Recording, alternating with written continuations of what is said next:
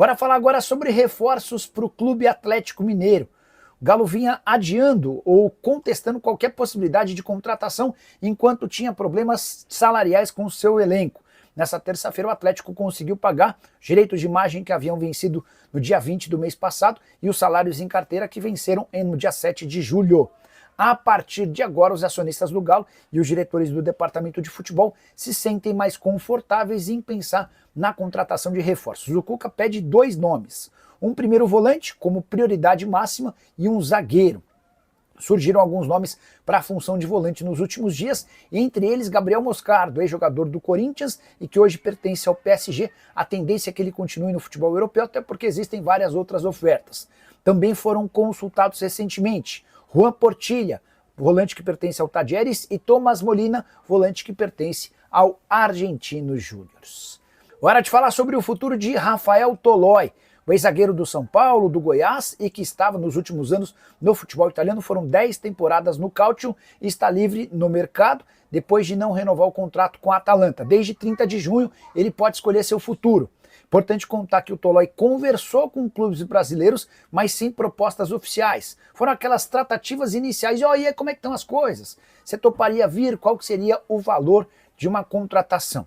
O Tolói chegou a ser especulado no São Paulo, mas assegura que não existem tratativas. Tenho contado para vocês sobre a dificuldade do São Paulo em relação a reforços. Nesse momento, o que parece ser mais plausível é de que o Tolói continue na Itália, até porque de lá ele tem uma proposta do Torino, da Série A, e do Pisa, da Série B. Decisão deve acontecer nos próximos dias. Gostaria de ver o Tolói jogando no futebol brasileiro. Alguém que já foi muito rápido, foi perdendo um pouco da velocidade, mas hoje entrega bastante qualidade e, ao mesmo tempo, disciplina tática de alguém que atuou nos últimos 10 anos na Itália e chegou a ser convocado pela seleção Azzurra. O do Arantes. Nicola, boa noite. É verdade que o Pedro vai para o Galo por empréstimo? Não, é pura mentira. Só para lembrar, o Pedro já jogou a Copa do Brasil pelo Flamengo, não pode atuar em outro clube na Copa do Brasil. E o Pedro já disputou o limite de jogos no Campeonato Brasileiro, ou seja, também não pode ser registrado no Brasileiro. Se algum clube brasileiro conseguisse contratá-lo, só poderia utilizá-lo ou na Libertadores ou na Sul-Americana, tá? Deixa eu trazer uma notícia que eu contei com exclusividade hoje pela manhã. E aí tem primeiro a notícia ruim, depois a notícia boa. Notícia ruim: o Galo tem desde 2023 uma dívida com um empresário do Hulk, né? E aí, só para vocês entenderem o contexto, eu tenho noticiado desde a semana passada sobre uma série de atrasos do Atlético. E muitas dessas notícias, elas surgem porque jogador do Atlético, por empresário, assessor de imprensa, procuram para contar um pouquinho do que está acontecendo, né? Eles querem que isso se torne público. E aí eu consegui descobrir que o empresário que trouxe o Hulk para o Atlético em 2021 cobrava há anos uma dívida de 2023 em relação ao pagamento da comissão. A dívida é relativamente barata para um clube de futebol, não dá para dizer que é um custo alto. Estou até pegando o valor aqui, 56 mil euros ou 365 mil reais.